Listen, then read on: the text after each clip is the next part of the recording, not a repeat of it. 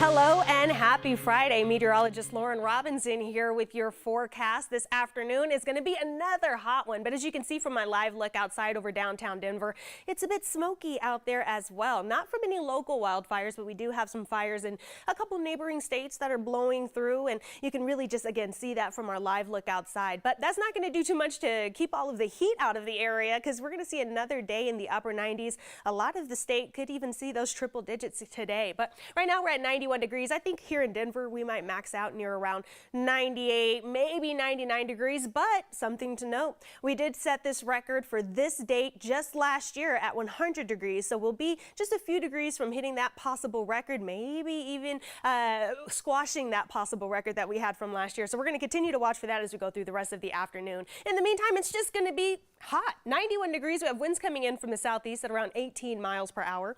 And you can see these temperatures all across the Front Range and Eastern Plains, anywhere from the upper 70s in Greeley, a little cooler there. And it looks like we finally made it to 100 degrees further east in Ray, and the rest of the Front Range and Eastern Plains mostly in the upper 80s to low 90s right now.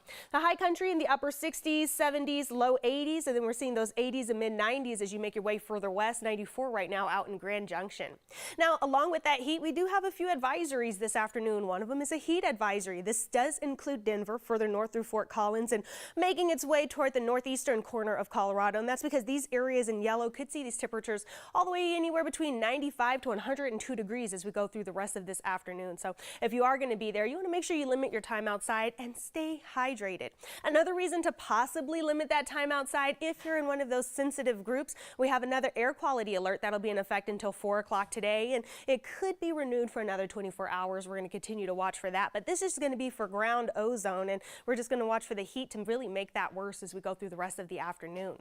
Now, further west, we do have some red flag warnings that'll be in effect until 9 o'clock this evening. That's going to be these areas in this hot pink color across the western slope, and that's because later this afternoon we are expecting some isolated storms to push in from the south. Some of these storms will be pretty dry, along with gusty winds, which could increase that fire weather danger, so we're going to continue to watch for that as well. Now, some of these storms have already started to push their way into Colorado. Again, coming in from the south, all of that moisture pushing in from the south is causing some isolated storms. Now, you can see here, none of these storms are very widespread. They are pretty small, but you just want to watch for a possible lightning with this. You're going to watch for thunder. You're going to watch for even some localized flooding, and that's going to be in any areas with some burn scars, because all of that water will just push through very quickly. So we're not expecting any sort of widespread rain, but just enough that you want to be aware as you go through the rest of the afternoon.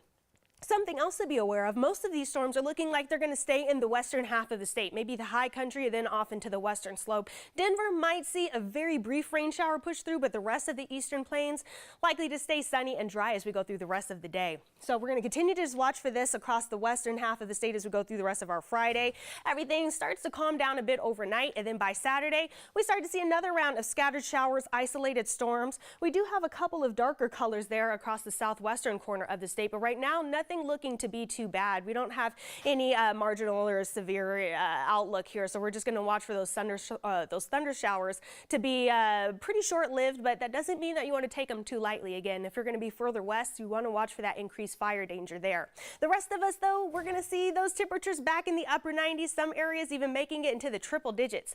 I think we get to around 98 degrees today here in Denver, but we're already seeing triple digits further east. Most of the Front Range and Eastern Plains will be in the 90s. We're seeing 80s across the high country and 90s across the western slope as well. This evening, we're partly cloudy. We're going to continue to watch for those isolated storms off to the west. Overnight lows dropping into the mid 60s. And then as we make our way over the next couple of days, you can see those temperatures dropping just a little bit each day, making our way into early next week. So we're in the mid to lower 90s for our Saturday. Sunday will be in the low 90s for our Father's Day. And then as we start the next work week, we're in the 80s for the first couple of days before 90s return midweek.